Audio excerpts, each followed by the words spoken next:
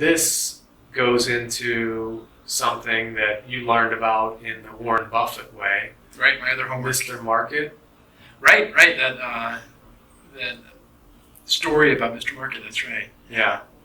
So, do you remember anything about that, or I did take notes. what it meant to you, or? Let's see. So yeah, the story was that. Tell me if I'm wrong. So Mr. Market is like kind of a partner or something like that. Somebody that you're working with. He's a guy, and he randomly offers to either sell his stake to you or at a high price or a low price, or I think he offers to sell at a high or low price. Right? Yeah. Is that right? Yeah. And you can either like sell, or I'm sorry, buy it or not buy it. Yeah. And the important point was that he doesn't care, right? And Well, he doesn't care if you lowball reject him him.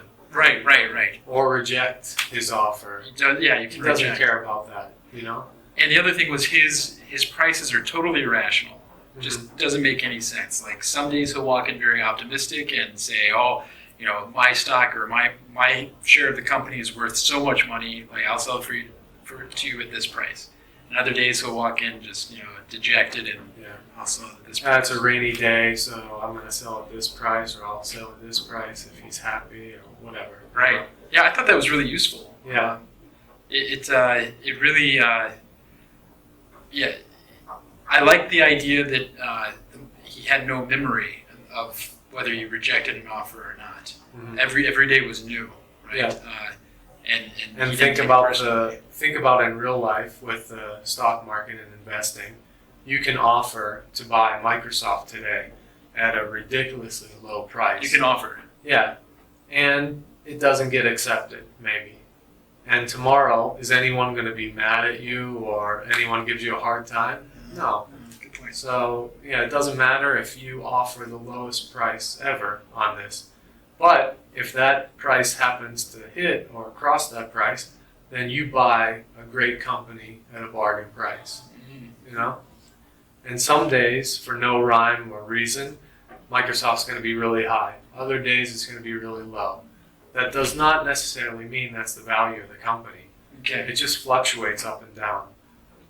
Nobody can predict what Mr. Market's going to give as a price today or tomorrow.